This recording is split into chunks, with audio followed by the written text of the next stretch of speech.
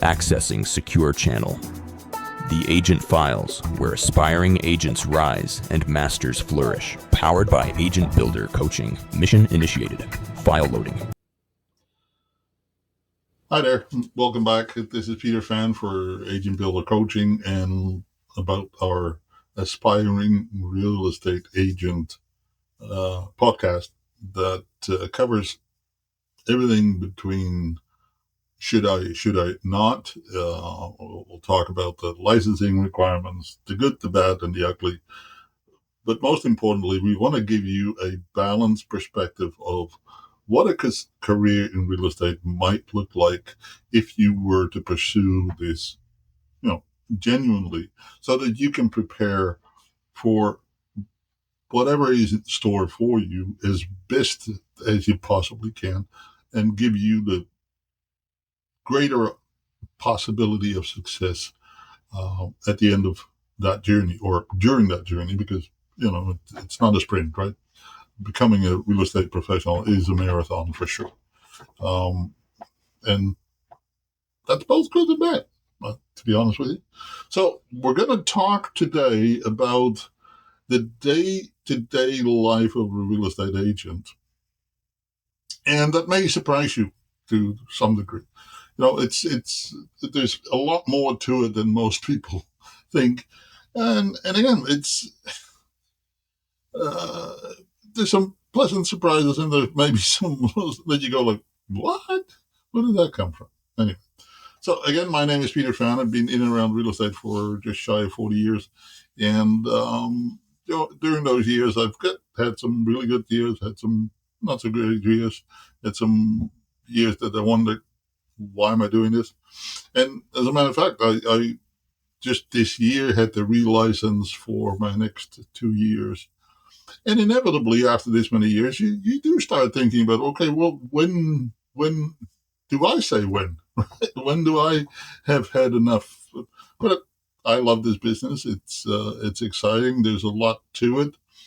There is never a dull moment, for sure. And you can really get from it exactly what it is that you want, provided that you invest in the right things, not financially but emotionally, time, commitment, intelligence, and so on and so forth. So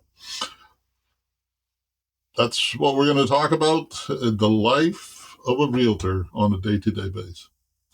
Now, I mean, I don't think I'm telling anything out of context. That obviously,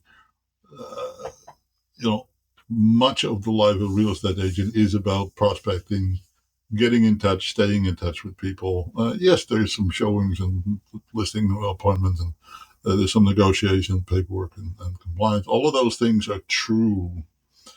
But, for whatever reason, and, there's a whole bunch of television shows with all kinds of real estate agents in there that somehow seem to portray as if all they're doing is showing properties and doing paperwork for new deals or new listings. And it couldn't be farther from the truth. I mean, it in all reality, it's just not that way. What they don't show you is all the grunt work, all the hard work that lays at the foundation. And yes, over time, the grunt work becomes less grunty in the sense that you have more and more relationships and more contacts that hopefully will help you to get more listings, more sales, more referrals. But referrals becomes the magic word in that. Right? So let me just give you a basic day, really rudimentary, right?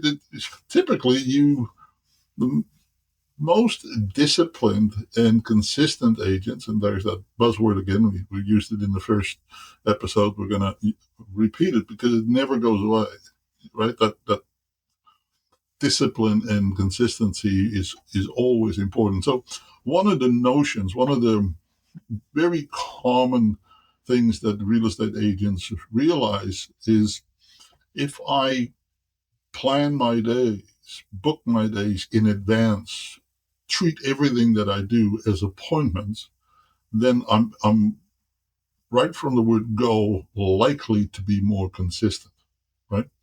So again, this is your business, not mine, not somebody else's. So it's your schedule, your plan, your kind of routine, your consistency. But what we find works for many people is that many real estate agents focus their mornings on lead generation, getting in touch, staying in touch with people, with their sphere of influence, their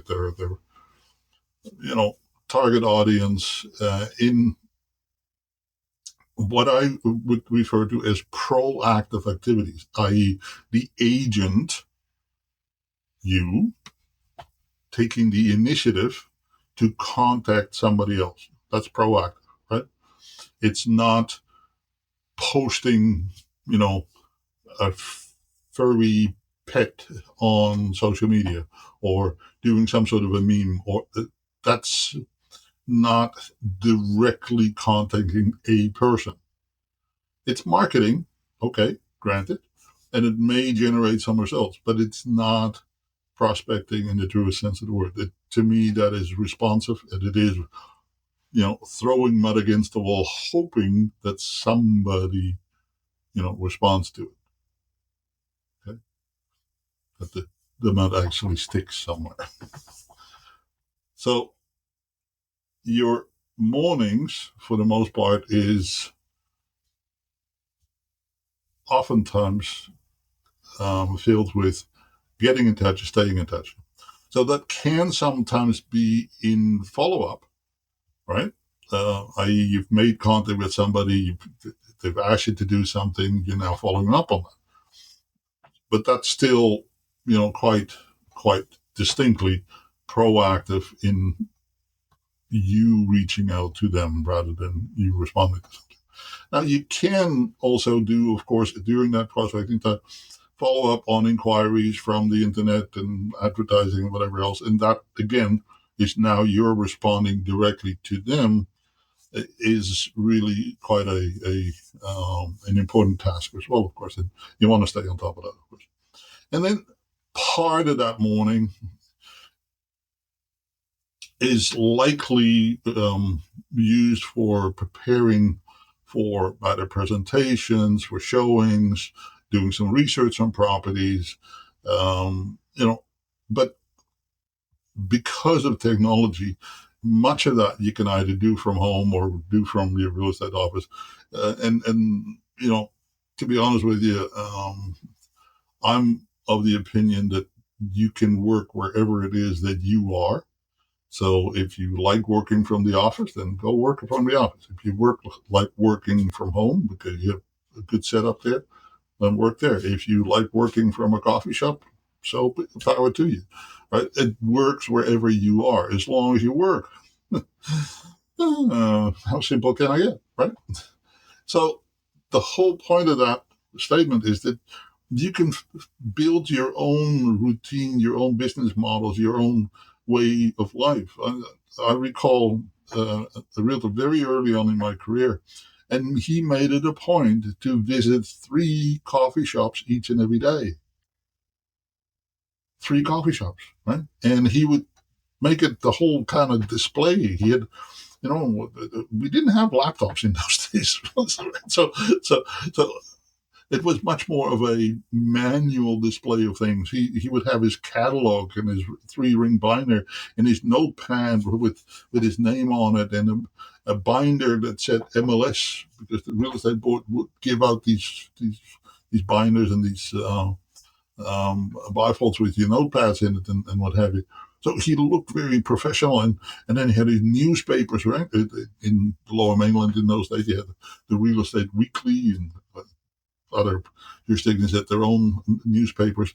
And so he would put all that out, and inevitably it became pretty obvious that he was in real estate, right? And that gave him an opportunity with people would walk up to him and say, "Hey, I see you're in real estate." Or he would periodically approach people because he was such a regular in these coffee shops that people would, would not be opposed if he chit-chatted with him and kind of brought him up to date. So that was his way of doing it. Now, other people do it from home, from wherever. Okay, that's fine.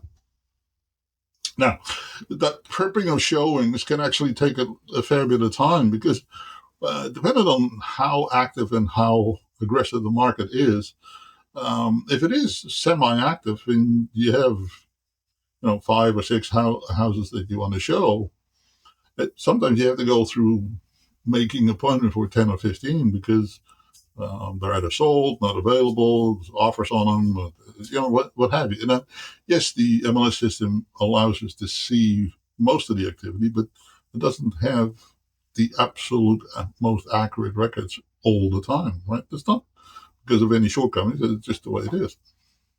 Okay.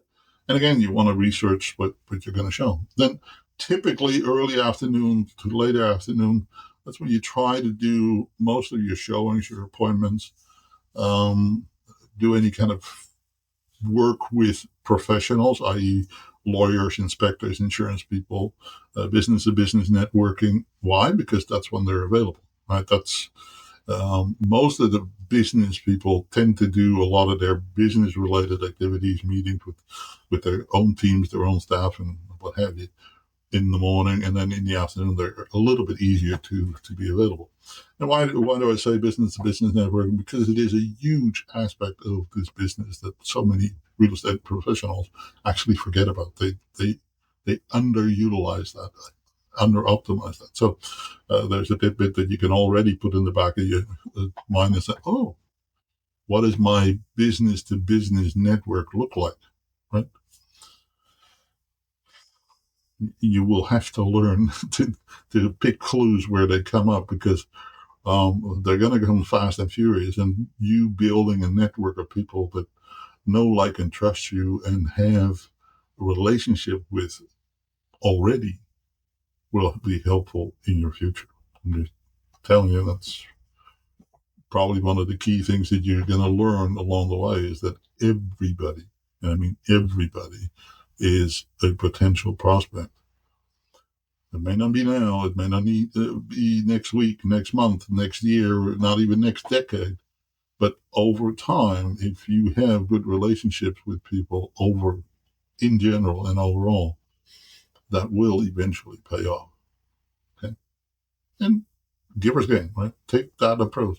Giver's gain, as in you keep giving benefits to anybody and everybody. You help them out. You genuinely want to make their lives better. And by the law of reciprocity, that will come back to you over time. Not all the time. And yes, you're going to lose a few, and that's going to be painful and hurtful. But over time, that does pay off for sure. Okay. So again, your afternoons, client appointments, showings, inspections, networking, kind of important stuff.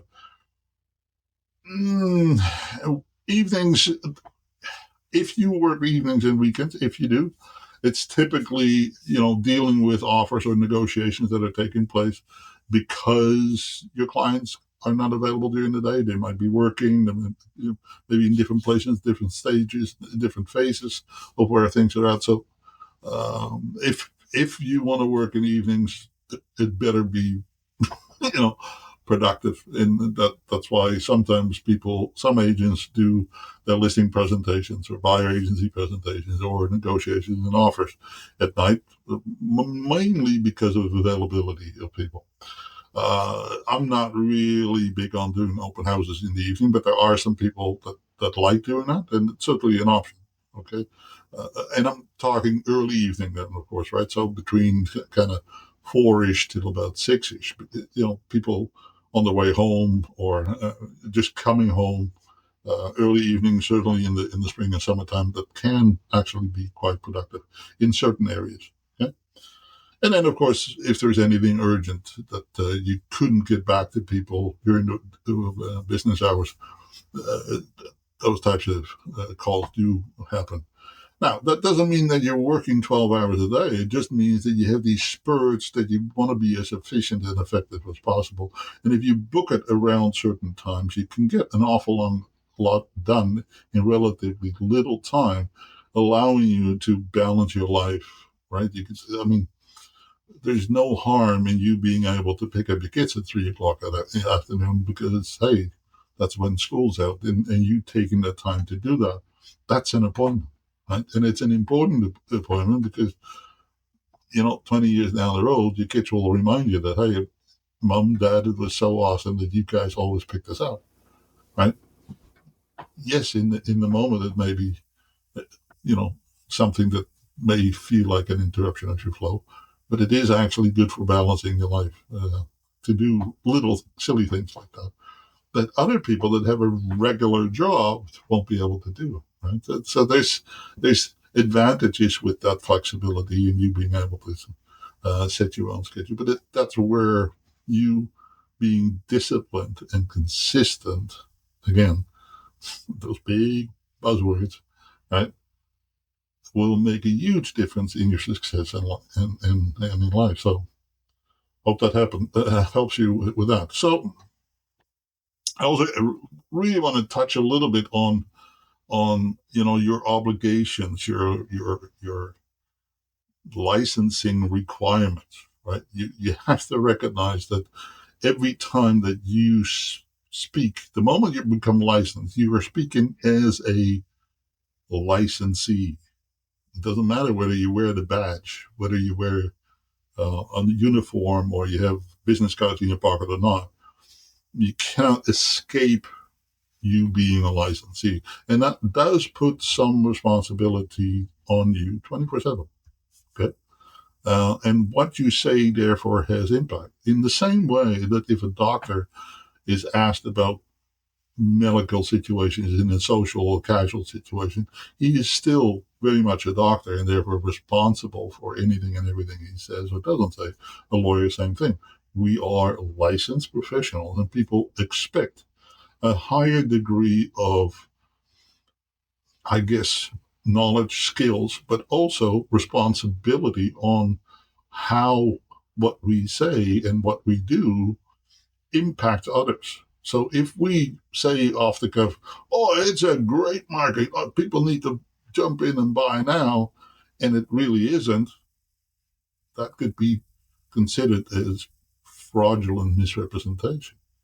It may be used against us, right? So now, that's in a very extreme example, and I've never actually seen that happen in real life.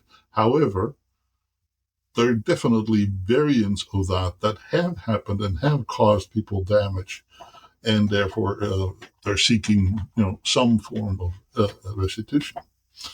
And we in the profession of being real estate agents have errors and omissions insurance, and that makes us a very welcome target for lawyers in general. Okay, that's just the way it is. Now, um, you're going to hear a term in real estate that is called fiduciary responsibility, and it really is a kind of an abstract term, but it really, what it boils down to is that you are obligated to look after the best interest of the people that you work with. And that's a legal obligation. So if the person that you're working with, the buyer, the seller, the referral, the business-to-business network, if they are under the impression that you're working under a professional relationship with them, doesn't even have to be a contract.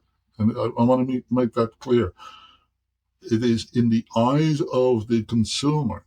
If they feel that you are, in a professional relationship with them, you have a fiduciary duty to be looking after their best interest. Now, that stops and starts, yes, there is a contractual part to that, and the level of care and responsibility dramatically increases when there is actual agency in place. But not having a written agency agreement in place does not remove you from some responsibility and some care and some fiduciary obligations. So it's quite important, and there is definitely lots and lots of information that you're going to learn about in the licensing course, but this is one of those things where I'm going to caution you that if you are thinking about a career in real estate, that what you say today, therefore, will also become kind of, a benchmark, because what you say today may be used against you a year from now or 2 years from now, right? And be careful, therefore, how you represent. Now, first and foremost, you can't represent yourself as being an agent at this point in time. In fact, you need to be proactive and say, I'm not an agent. I'm learning to become an agent. I'm taking the real estate course. I cannot represent you. I cannot work with you, to buy or to sell. However, I can maybe introduce you to somebody that is, that you can do, but you can't actually act in any way, shape, or form as an agent, or discourage people from buying and selling, right? Until you are licensed. That's equally inappropriate. Okay. Hope that makes some sort of sense. These are kind of important parts of the, I guess, the somewhat hidden responsibilities that we as realtors deal with on a day-to-day basis. Right? It's kind of that cloak that you wear. That you're kind of a secret agent, and therefore, but you're also a very public agent, right? And that level of responsibility does really have an impact. And for some people, that's troublesome. They to them, it's a burden, right? And for others, it actually makes them rise to the top and really own that, right? And really take their ethics and their professional standards and their professional conduct to the highest level. And frankly, that's where a lot of the reputational respect comes from, right? Both in the profession, but also with the general public. If you're always taking the high road and look after your clients in the best possible way, that leaves traces. That leaves people in a wonderful position that they truly know that there's people there that look after them. Right? It's actually kind of enviable position if you've been around the business, that you've earned that role, that position, whether it's real estate or any other profession. If you are the best plumber in town and everybody regards you as the number one plumber, even if they haven't worked with you before, but you're still being viewed as the number one plumber, then you've really earned something, right? And it's tossed away really quick, so don't take shortcuts on that. Okay? Now, inevitably, in this crazy business we call real estate, you're going to experience lifestyle challenges and changes there, right? There's this, semi-public figure that you become, because you got to market yourself, you got to promote yourself, because when everything is said and done, you are kind of the merchandise, aren't you? Right? You are what people are buying into and want to connect with. The brokerage has a little bit to do with it. The market has a little bit to do with it, but you are the direct connection with them and this transaction that they're contemplating, this set of services that they're seeking assistance with and their guidance with and support with and advice about. And so you are the catalyst that, brings that business to you in some way, shape, or form. Now, if you systematize and you work in a team, and all of that gets a little bigger and a little bit less directly connected to you personally, but it's still very much at the core of it. Okay? So that adds a responsibility and adds a level of demands. Like we talked about, it can affect your time management, but it can also affect your relationship with your spouse or your kids, and because you think that, hey, you're all that, and the kids say, hey, where were you at? There was a soccer tournament, or there was a karate tournament, or there was a piano recital. Where were you? Right? Unfortunately, being there, done that. Right? It's not a great place to be when that happens. Okay? So there's very blurred lines between this personal and this professional time. And you may be clear on it, but what about your family? What about your loved ones? What about everybody that is important in your life. That could even be your pets, for heaven's sake, right? So find a way to discuss that and deal with that and walk and truly understand through that, so that you and your loved ones are all on the same page. They don't have to be on the same intensity on the same page, but that they truly understand what is going on and how that may impact them. Right? Okay, so hope that makes some sort of sense. It's this is where the loneliness comes in, right? Because there's no other realtor that can really kind of feel that the way that you feel it and deal with it the way that you deal with it, right? So, and again, you'd say too much to another realtor, anything can and will be used against you, right? So, not that people become unethical or dishonest, but you are in a very competitive business. Just and part of the research, and this is part of your homework at some point in time during this program, not today, but one of the future episodes, we're going to ask you to become real estate smart, right?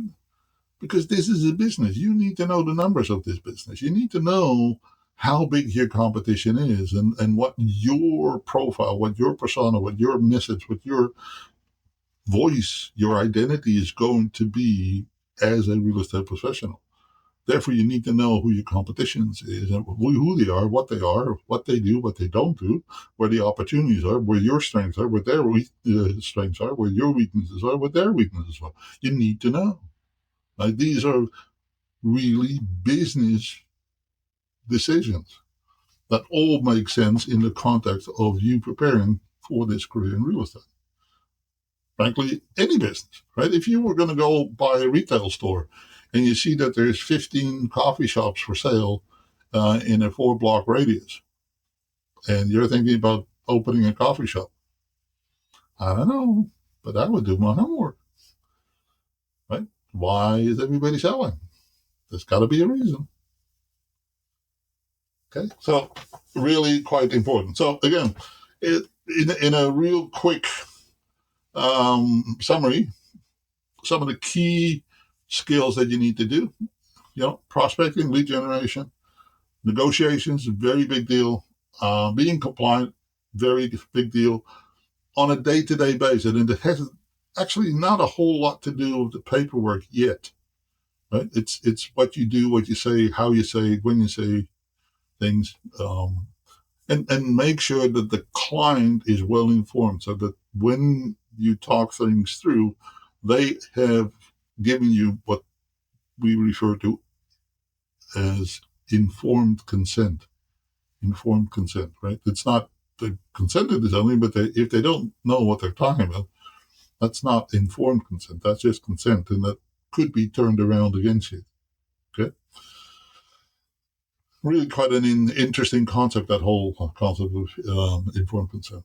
Okay, and then of course being able to be resilient, and we've covered that big time over. So now, what I'm going to ask you to do in the workbook that comes with every episode, there's some tasks, some responsibilities, some exercises. But this is one that I actually am going to suggest that you start adopting as early as possible, is start thinking in terms of appointments. That everything in your life is an appointment. Now, personal appointments come first. So when you look at your calendar and you look at your agenda, anything that is important personal, you put them in your appointment book first, in your calendar, Google Calendar, Apple, whatever calendar that you use. Book your personal appointments first. Anything that is not movable, book it in. Holidays, trips, medical stuff, kids events, whatever it is, book it in. Right? And then, anything that you need to do on a consistent basis, professionally as well as personally, right? Book it in, make it appointments. Time block what you're doing. Right? Treat it like a real profession. And you'll find that your efficiency and effectiveness will go up quite dramatically. Even now that you're not actually in real estate yet. But if you start treating whatever it is that you're doing now at that level of dedication and discipline and consistency, you basically start creating kind of mental muscle memory, so to speak, right? And it will help you along the way. Okay. Now, there used to be a teacher that actually incorporated in his manuals a stop sign, and that if you don't want to be interrupted, then put up your stop sign, right? So, what is your stop sign? Where do you say, stop, time out? I'm doing this. This is my prime time for doing this particular task or role, and not be interrupted. So that's taking control and ownership over your time, and it's an important part, right? Okay. So again, we talked about fiduciary and agency. That's an exercise as well. Is starting to realize that you're going to work on behalf of other people, that they are really in the driver's seat, and that truly understand what, therefore, your reputation is worth. Right? It's all part of that fiduciary and ethical behavior. So again, it's not a 9 to 5er. Some clients will expect evenings and weekends. I have to say, it's for me, it's very rare to come across people that say, "Yeah, I'm sorry, but we just cannot do anything other than on the weekends." It does happen periodically. I had one earlier this year, but in general, it's pretty rare. Okay? It is a little bit of a feast and famine situation because let's, for the sake of argument, walk that through. Okay. Tomorrow morning, 9 o'clock, a buyer says, "We want to buy. We're ready. We've done our homework. We've got the mortgage is pre-approved. We know what we want. We know what we need. Here are the parameters." And you do all the disclosure stuff, the agency stuff, and you take them out on the weekend or on Friday. You see a few houses, and lo and behold, they say, "We like that one. We want to make an offer." Now, okay, so you make the offer, you write the offer, then there's typically what in in common terms is referred to as subject clauses, subject to clauses. Um, Technically, they're called conditions precedents. But there's a bunch of these subject to clauses in the contract. So 2 weeks from now, you may know that now it's an unconditional contract. Well, then beyond that 2 weeks, there's probably anywhere between 30 to 90 days time from the day that the deal went unconditional to people actually moving. And you're not going to get paid until a few days after that. So it's, even if you were successful tomorrow morning, 9 o'clock, to work with this buyer, it may be 2, 3, 4 months down the road that you get a paycheck. So this is where this feast and famine comes in, because inevitably there's certain times of the year when more people move than other times of the year. Even though they may make offers in January, February, they may still only move in April, May, right? And May, June are the 2 big months in the year. And the rest of the year is kind of somewhat balanced, December being typically the slowest for obvious reasons, for the holidays and what have you, and other priorities. But other months of the year, it kind of moves along. It is definitely statistically over many years, it can be shown that 3/5 of all of the transactions happen in the first 6 months of the year, and the other 2/5 in the second half of the year. So it's not equal, is what we're getting at. Okay, so you can plan and book for that. Now, mind you, personally, I've always done really, really well in the latter part of the year, mainly because I was working with a lot of investor type people that needed tax write-offs late on in the year. So that may change the perspective of who and what you would deal with. Okay, you need to know what your target audience is, right? So again, and I'll repeat this, I'll just tell you straight up, no sale, no pay. Right? It's a really, really important part. Now, as far as commissions goes, in Canada, in British Columbia, typically, whatever the gross commissions are, it's still typically dictated through the listing contract. Okay. And whatever the percentages, I'm not going to get into the commissions percentages, mainly because there is a prohibition to talk about and fix commissions. They are negotiable, and there's an anti-competition set of legislation in place, and therefore trying to explain commissions based on actuals is not really a good thing for us to get into, and it may put you and me into some sort of jeopardy. But at the moment, the majority of the commission fee structure is set up in the listing agreement. And then in the listing agreement, there is a split, or there's a division of what stays with the listing agent and what goes to the buyer agent. Okay. That's not mandatory to be that way, but that is still the common way.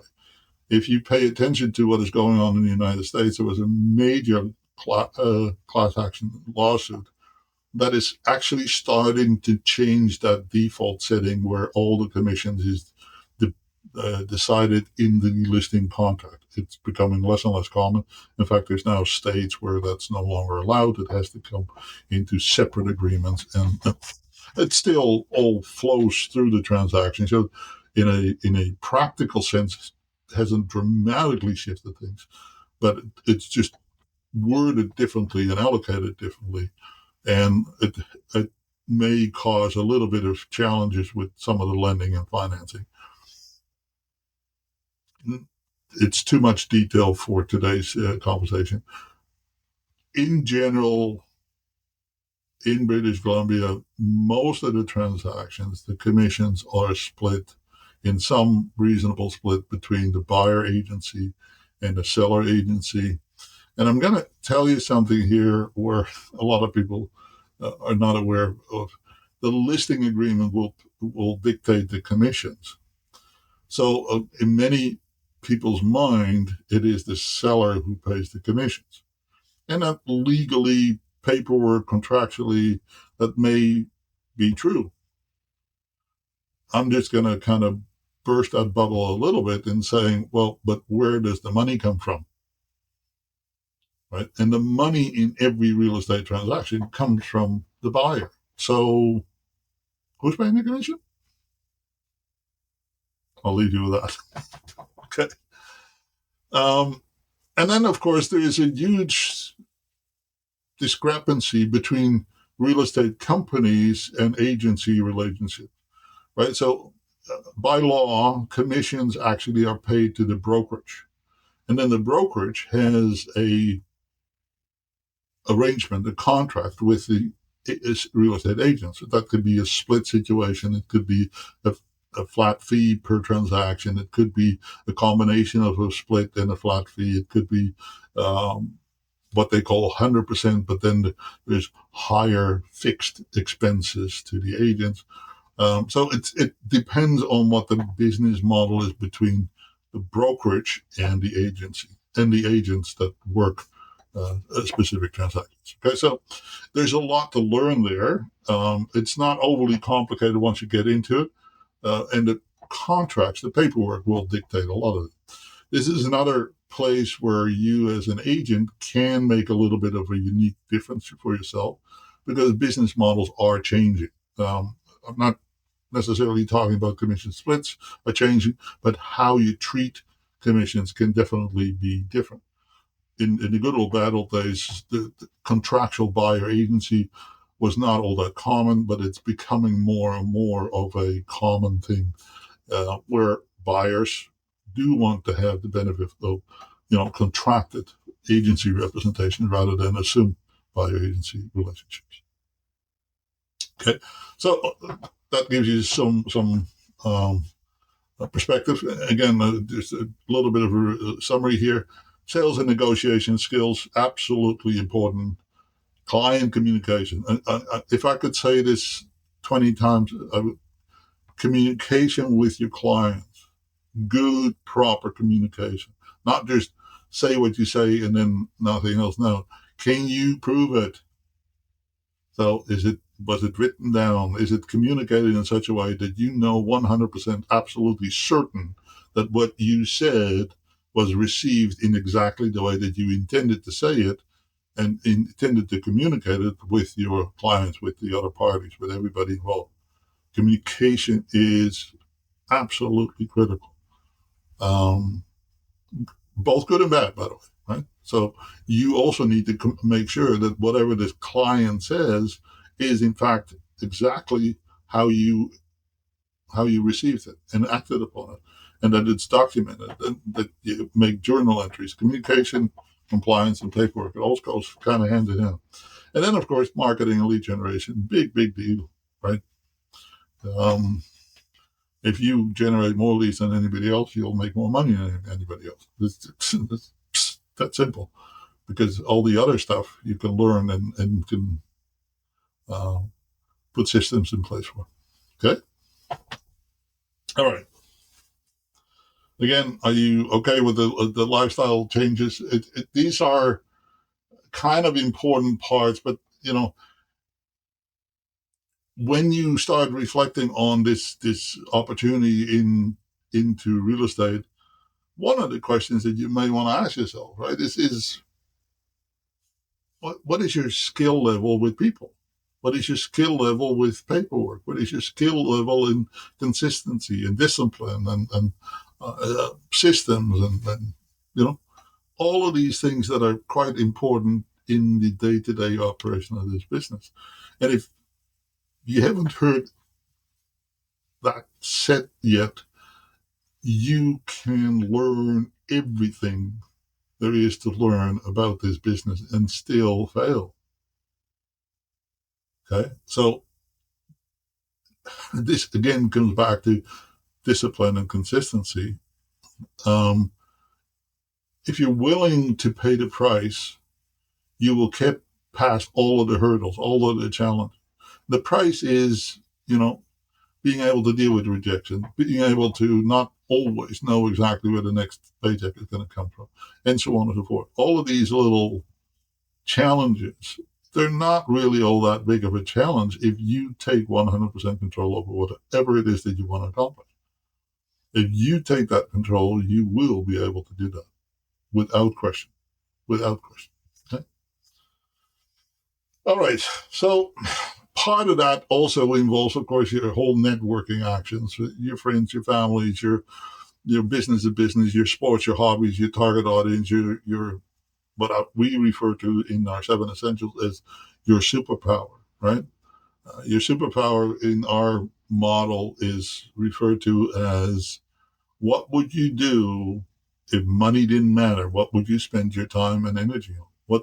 Are you so passionate about that you want to spend time on? Whether it's, you know,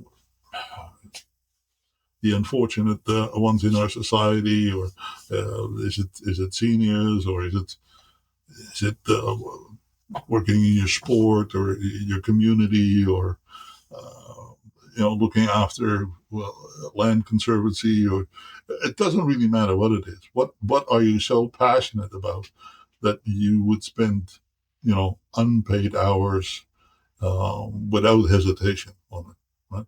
And if you can somehow combine your superpower with your business activities, for example, right? If you wanted to make sure that there was a park in your community that was looked after properly and whatever else, and you just take it upon yourself to become basically the park guardian, the protector of the park, and you did cleanup rallies with everybody, and you provided garbage bags, and you pruning sessions, and you keep the trails nice and tidy, and you work with the municipality, and you work with the region, and you build a whole community of like-minded people that take ownership, not ownership in a physical and financial sense, but in an emotional and psychological sense, and you know, doing the deeds, making sure that the park is the most spectacular place based on kind of the collaboration with the people around you. See what that does? It builds a community. And through that community, you become kind of the go-to person. I'm going to use a line here for a second that it may sound a little corny at this point in time. But if you can become the source to the resources to your target audience, you've earned a very, very enviable position, right? Where people trust you, relying on you, have enough confidence and faith in you that they take your guidance, they seek your guidance, right? Whenever possible, not just on your profession, but in life in general. And you become, the source to the resources for your target audience. You you probably never have to really feel like it's work anymore, right? Is you're just helping other people get wherever it is that they want to be, whatever they want to do, and referrals will come and will come in droves. Okay, so it's they're not exact science type situations, but it definitely works. Okay. All right. Networking, therefore, becomes a key part, and business to business networking is a key part. And by the way, if you come from different places and you've had a previous career or a previous life or previous locations where you've occupied, well, the people in these older locations, in previous situations, in previous work experience, they're not strangers, right? They're part of your network, and they too need to be connected with and what have you. So in the resources, I want to kind of go over that real quick. You're going to find a bit of a commission split calculator that you can play with and kind of do some little exercises with. Do your weekly thing, right? What's your um, your time blocking exercise? Now there's some apps for that, and there's lots and lots of tools for that. Whether that is your actual calendar, your digital calendar, or otherwise. But there's also a really good amount of benefit in you taking a little bit of control here and begin by doing it very manually. Right? It's a really good exercise to do that, and then look into the BCFSA resources about fiduciary responsibilities. There's some brochures, working with a realtor brochure. There's some, and you can literally get them off the BCFSA websites. You don't need to log in or anything. There's no price, no cost to it. You can download it. There's a disclosure representation document there. There's in various other resources, you'll find privacy notices and the duties and responsibilities of real estate agents. There's a lot of solid consumer information there, which is publicly accessible to the general public. It's therefore it's also publicly accessible to you. So that's the information that buyers and sellers rely on and therefore expect from you. So important stuff to know. Right? It's part of your due diligence. All right. And then start thinking about how would you introduce yourself. That's an exercise for it. Right? Start thinking about what do I want to, what do I want to be known for? How do I want to be known? What's my contribution? What's my spiel to people that I want to be in business with? I'll give you an example, and it's one that I've used for many years because I took that investment angle. And my angle was, or my spiel was, with people that I didn't know, and asked, well, "What do you do?" I said, "Well, I work with people to make them financially independent in the next 5 years. Would that be of interest?" Or I would oftentimes say, "Is that worth a cup of coffee, maybe?" And people would chuckle and go like, "Well, hang on. What kind of a financial plan or scheme are you in?" And I would say, no, I use real property, right? And create wealth through cash flow and equity growth in real estate in order to create financial independence. And yes, we can do that in 5 years. It depends a little bit on your commitment, your dedication as a buyer or seller of real estate, but it's definitely possible, even today. Is that worth to have a cup of coffee, though? And, it would generate a good number of opportunities. So, and again, it's what's in it for them. And a lot of people, one of their dreams and passion in their life is to become financially independent. So might as well see whether or not you can offer that. Right? All right, I'm kind of looking at my screen here to see whether I missed any notes. The CREA is a really good resource. Go and look at CREA, Canadian Real Estate Association. On their website, there's all kinds of resources and tools and little programs, one of which is the Code of Ethics, and I would highly recommend that you download it, read it, review it. It is kind of they're not the laws of real estate, they're kind of the core, right? The Code of Ethics is underwritten by all real estate agents and is punishable, right? So a breach of the Code of Ethics can actually cost you money. It could jeopardize your license. So they're definitely important pieces to the framework under which we operate. Right? The framework is, of course, the rules, the regulations, the laws of the land, and a whole bunch of things that are not necessarily part of the licensing education, but are still your responsibilities. And there's actually many that are not taught that are absolutely part of the laws of the land that we as realtors are not actually educated in the pre-licensing and that you learn afterwards. So some of those I'll point out to you because I do actually think that they're important. But there's others that are, that kind of build into so many other pieces already that you don't need to worry about. Okay. All right. On the BCFSA website, there's also a guide to real estate agency, and it is not a bad guide, actually. It's a relatively tight brochure about how agency works. Again, if you're in a different province, a different jurisdiction, find your provincial regulator, right? The Alberta Real Estate regulators, the Ontario, big majority of all of the real estate agents in Canada are in Ontario. So their regulations are mushroomed, quite frankly, and it's quite a machine in there that deals with many aspects that larger groups of people just become so known for, because you just need to try to control it all, right? All right, so some other exercises to do: talk to 2 working agents, right?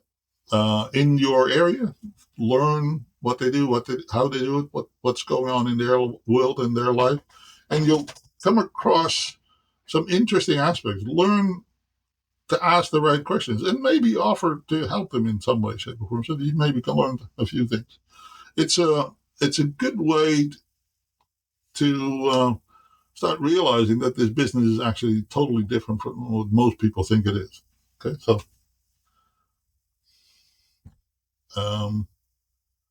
so there you have it. Let's recap this real quick. It's not a 9-to-5 job. It's I used to say you can work any 16 hours a day. Any 16 hours a day is fine. And people would look at me and go like, "Are you nuts?" Well, no, not really, but it's a job that is never done, and that's kind of the realization. Even today, and nearly 40 years into it, I still work an average of 12 hours a day. But I'm a workaholic, and I don't suggest that you need to do that. And I enjoy it, but it's definitely possible to work 12 to 16 hours a day. Not a problem whatsoever, because the job is never done. Okay? Honestly, it's never done. But all right. I want you to download all the workbooks and information sheets, play with it, work on it, do your time blocking exercises, have a little fun with it, and start thinking of yourself as a real estate agent. Right? What would I do if I was in this position? Right? How would I research this or that about a property, or this or that about what's happening in the municipality or in my region or in my, what is negotiations look like in real estate, right? How do presentations work, buyer presentations, seller presentations work with the general public? How do I build a target audience, a sphere of influence? Who are the right people or the right organizations, the right groups of people to be in business with for my reasons, my passionate reasons, my superpower reasons, but also for business reasons, and so on, right? Start thinking in those types of contexts, and you'll find very quickly you will have more and more questions. And there's lots and lots of reading material that is available, and we'll touch on those for sure. But it's um, as we made pretty clear, it's a pretty demanding life. It's also, and probably more so, a rewarding life. And if you do it well, you can very much maintain some life work balance quite easily. It's taking ownership, taking control of your days and your times, and be disciplined and consistent, right? That is our mantra. Um, but the reality of it is that in the beginning, there's so much to learn, there's so much to do, there's so much to know, that it is much harder in the first year to 3 years to be totally in balance. If you have decided that, hey, you want to generate significant results.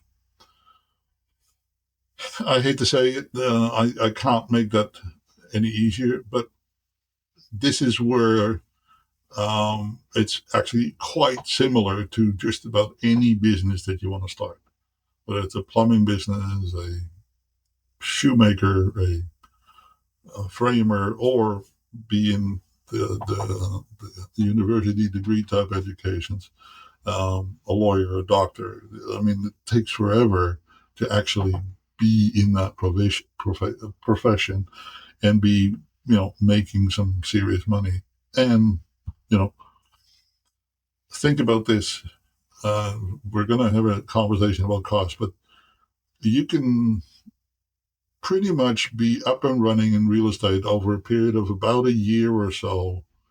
Have spent in total about $6,000 to get from start to finish, be all up and running. That's a very affordable business to start in. Right? And if you have the aptitude and the dedication and the consistency and the discipline to do the work and pay, some of the prices that you have to pay, and I'm not talking about money there. It's, work hard, right? Then yes, it will pay off big time. Right? There can be a huge return on investment. And that's what's appealing for so many people. I just want you to walk through that door with your eyes wide open, understanding that it's not as easy as people make it out to be, but it's definitely attainable. Okay. So if you think I'm talking in contradicting terms, I'm not really. I just want you to be aware where the good, the bad, and the ugly are, and then deal with it. Okay. That way, you are in that position of informed consenting, or say, maybe I don't want to pay that price, and that's okay, right? Then I will have saved you a lot of time, effort, and pain, and suffering, and aggravation, and frustration. So, all right, I hope to see you back on the next episode. As you can tell, I still get excited about this business, even today, 40 years later. So maybe one day you'll be sitting in the same chair doing what I do and have equal amounts of fun. All right. I hope to see you soon and have a fantastic week. All the best. File saved. The Agent Files. For more missions, agents' tools, and tactical strategies, subscribe and follow the Agent Files, powered by Agent Builder Coaching. Until next time, stay sharp. Your next mission awaits.